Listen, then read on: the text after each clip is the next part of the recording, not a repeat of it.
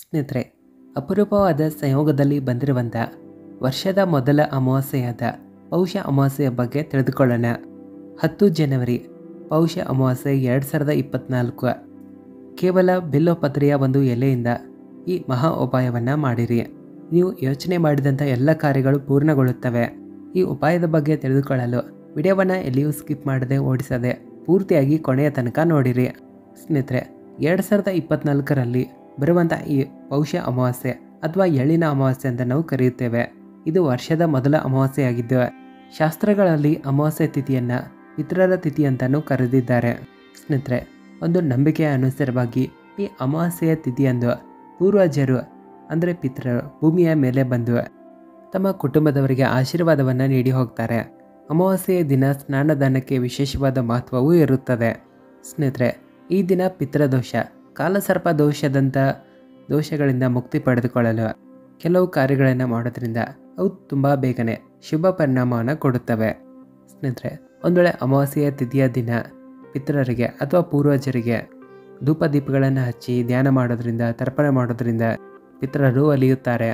ಹಾಗಾದರೆ ಬನ್ನಿ ಸ್ನೇಹಿತರೆ, 2024ನೆಯ ಹೊಸ ವರ್ಷದ ಮೊದಲ ಅಮಾವಾಸ್ಯೆ ಯಾವಾಗ ಇದೆ, ದಾನದ ಸರಿಯಾದ ಸಮಯ ಮತ್ತು ವಿಧಿ ಯಾವ ರೀತಿ ಇದೆ, ಜೊತೆಗೆ ಈ ಅಮಾವಾಸ್ಯೆಯ ದಿನ ಬಿಲ್ಲೋಪತ್ರೆ ಎಲೆಯಿಂದ ಮಾಡುವಂಥ ವಿಶೇಷವಾದ ಉಪಾಯವನ್ನು ಸಹ ತಿಳಿಸ್ಕೊಡ್ತೀವಿ. ಎಲ್ಲಕ್ಕಿಂತ ಮೊದಲು ವಿಡಿಯೋವನ್ನು ಲೈಕ್ ಮಾಡಿ, ಭಕ್ತಿಯಿಂದ ಕಾಮೆಂಟ್ ಬಾಕ್ಸ್ನಲ್ಲಿ ಜೈ ಬಜರಂಗ್ ಬಲಿ ಅಂತ ಬರೆಯಿರಿ. ಎಲ್ಲಕ್ಕಿಂತ ಮೊದಲು 2024ರ ಮೊದಲ ಅಮಾವಾಸ್ಯೆಯ ತಿಥಿ ಸಮಯ ಏನಿದೆ ಅಂತ ತಿಳಿದುಕೊಳ್ಳೋಣ.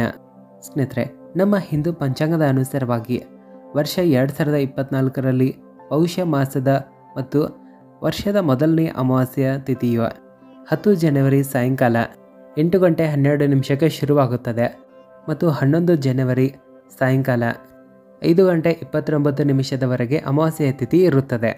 ಈಗ ಅಮಾವಾಸ್ಯೆಯ ದಿನ ಸ್ನಾನದಾನದ ಮುಹೂರ್ತ ಏನಿದೆ ಅಂತ ತಿಳಿದುಕೊಳ್ಳೋಣ ಬನ್ನಿ. ಸ್ನೇಹಿತರೆ, ಸ್ನಾನದ ಬ್ರಹ್ಮ ಮುಹೂರ್ತದ ಸಮಯ ಮುಂಜಾನೆ 5:57 ಹಿಡ್ಕೊಂಡು ಮುಂಜಾನೆ 6:21 ಇರುತ್ತದೆ. ಅಂದರೆ ಈ ಸಮಯದಲ್ಲಿ ಸ್ನಾನ ಮಾಡೋದು ಸರ್ವೋತ್ತಮ ಆಗಿರುತ್ತದೆ.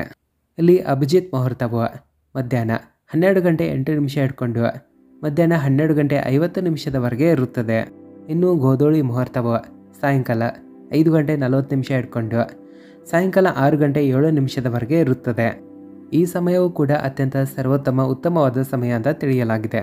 ಇನ್ನು ಅಮಾವಾಸ್ಯೆಯ ವಿಧಿಯ ಬಗ್ಗೆ ತಿಳಿದುಕೊಳ್ಳೋಣ ಬನ್ನಿ.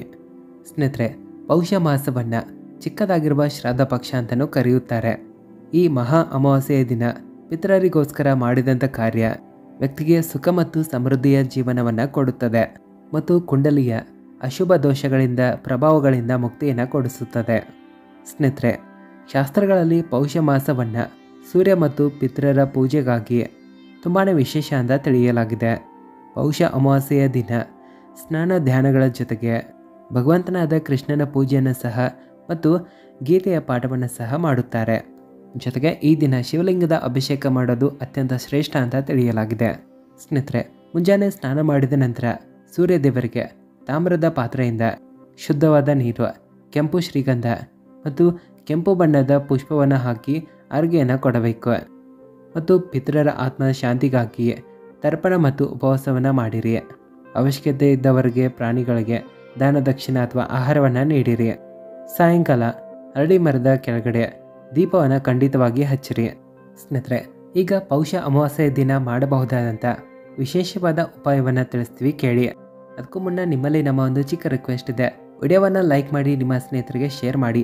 ಹಾಗೆ ಚಾನಲ್ಗೆ ನೀವು ಹೊಸದಾಗಿ ಭೇಟಿಯಾಗಿದ್ದರೆ ಚಾನಲ್ಗೂ ಕೂಡ ಸಬ್ಸ್ಕ್ರೈಬ್ ಮಾಡಿಕೊಂಡು ನೋಟಿಫಿಕೇಶನ್ ಆನ್ ಮಾಡಿ ಇಟ್ಕೊಳ್ಳಿ. ಇದರಿಂದ ಹೊಸ ವಿಡಿಯೋಗಳನ್ನು ನೀವು ಮಿಸ್ ಮಾಡದೆ ನೋಡಬಹುದು.